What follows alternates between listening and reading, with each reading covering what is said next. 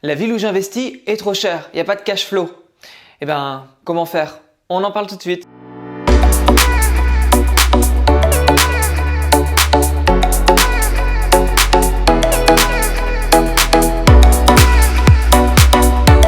Moi c'est Nico du blog Oser Investir, j'investis dans la colocation à distance et sans CDI. N'hésite pas à t'abonner à ma chaîne YouTube, mais tu peux aussi télécharger mon guide gratuit des villes les plus rentables en France pour faire de la colocation.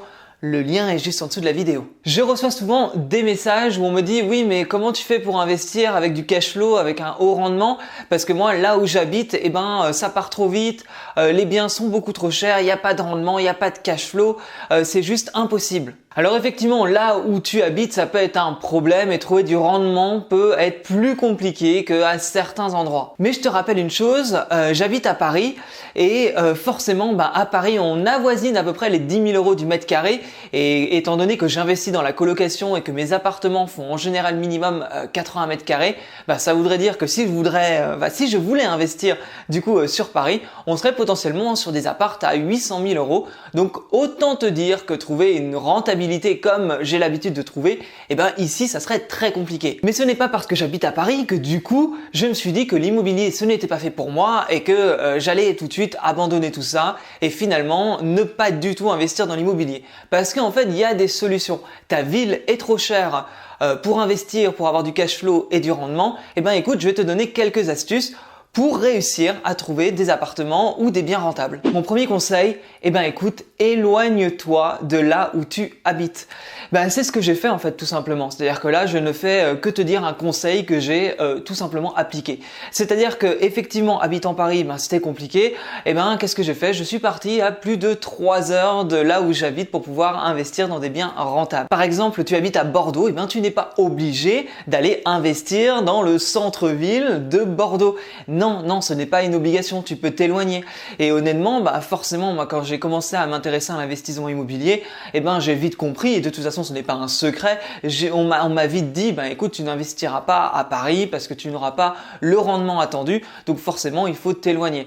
Alors il y a beaucoup de possibilités parce que finalement, je connais des personnes qui investissent en région parisienne, ça fonctionne. Alors ça fonctionne, mais il faut bien choisir sa ville, bien évidemment, il faut faire une étude de marché et il faut quand même savoir que l'enveloppe de départ est quand même assez élevée.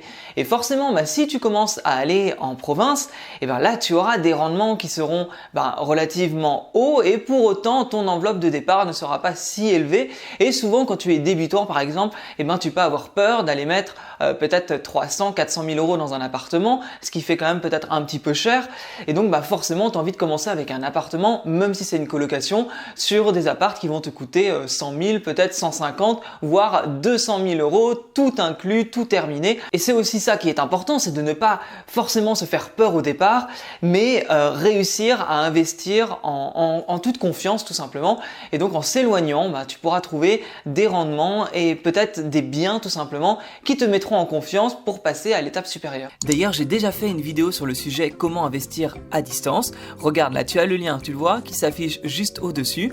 Par contre, évidemment, je te laisse finir cette vidéo avant d'aller voir cette prochaine vidéo. Investir à distance n'est pas un problème en soi, il suffit juste de s'y mettre, tout simplement de passer à l'action. Encore une fois, rester sur internet à scroller les annonces sur le bon coin, ça ne te mènera à rien. Il faut passer à l'action, il faut aller visiter et si c'est à distance, prévois-toi tout simplement une journée de visite où tu vas aller visiter, je sais pas moi, 10-15 biens en 48 heures, prends-toi un week-end, je peux te dire que ça peut apporter du résultat. Je te le dis tout simplement parce que je l'ai fait. Deuxième conseil que je peux te donner, ça va être tout simplement négocier. Négocier, c'est la base dans l'immobilier, à savoir que souvent les biens, quand ils sont affichés, ce sont pas forcément le prix auquel tu vas acheter l'appartement ou le bien ou la maison, enfin peu importe. Le prix de l'annonce, c'est le prix qui est donné par le vendeur, mais ce n'est pas forcément à ce prix-là que tu vas devoir acheter le bien. Et donc voilà, il faut négocier tout simplement. Il faut toujours se dire qu'il y a moyen de négocier et évidemment, ce n'est pas en négociant un ou deux biens où par exemple on va te dire non que c'est impossible. Non, il faut juste aussi se donner les moyens. Il faut pas faire une proposition, mais il faut en faire, je sais pas moi, 15, 20 et à un moment donné, une proposition passera et ça marchera. Tu ne vas pas claquer des doigts et tu ne vas pas réussir à avoir du cash flow, du rendement simplement, en toute simplicité, il faut quand même un minimum d'effort. Et donc, négocier fait partie d'une bonne astuce, tout simplement pour gagner en rendement si tu trouves que dans la ville où tu investis ou là où tu investis, ce n'est pas assez rentable. Troisième conseil que je te donne, il s'agit de la stratégie. Eh ben oui, parce que là c'est pareil dans l'immobilier. Si tu achètes juste un bien comme ça sans trop y réfléchir, ben potentiellement, non, il ne sera pas rentable.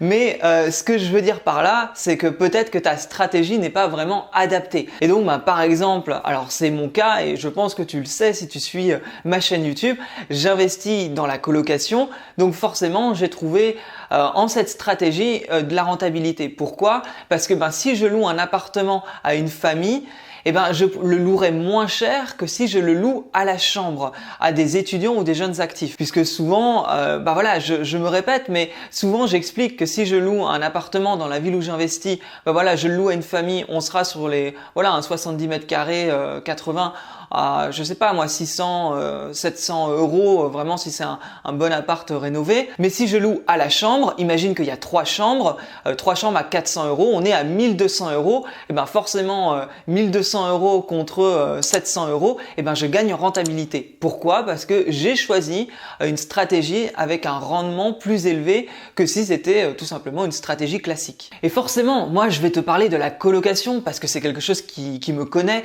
et parce que je sais qu'il est vraiment pas compliqué de gagner en rentabilité, qu'il n'est pas compliqué de gagner du cash flow et de l'argent grâce à la colocation. Du coup, je t'en parle.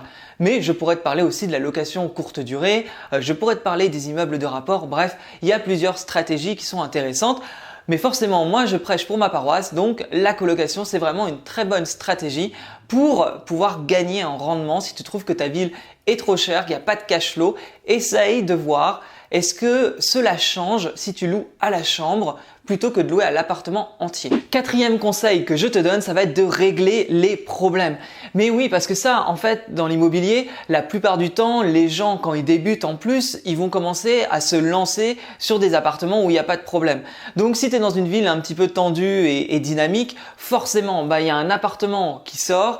Cet appartement, il est plutôt joli, ça va être un studio de 25 mètres carrés. Et tu ne seras pas seul sur le coup.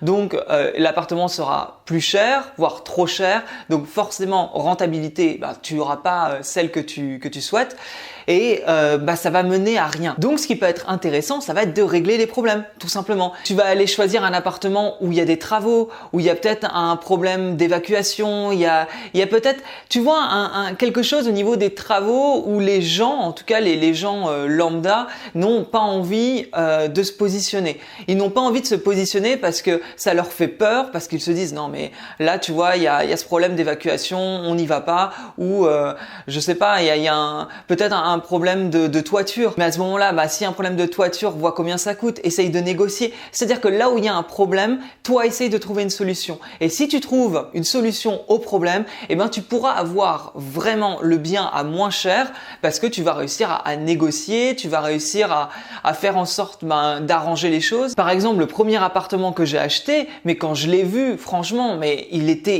dégueulasse, il y avait du moisi partout, ça sentait les évacuations, on avait du mal à respirer dedans, on n'osait pas toucher les murs, c'était juste immonde. Et forcément, les gens qui ont peur des travaux, mais ils voulaient pas s'y lancer. Enfin, c'était un appartement, je ne sais même pas comment moi personnellement, je n'ai pas eu peur en voyant cet appart. Et pourtant, je me suis lancé dessus et j'ai eu un prix mais défiant toute concurrence. Et c'est avec ce prix-là que j'ai pu avoir une excellente rentabilité à 14% et 750 euros de cash flow grâce à cet appart. Je suis parti sur un bien totalement délabré que personne ne voulait. Et le cinquième point, ça va être le réseau.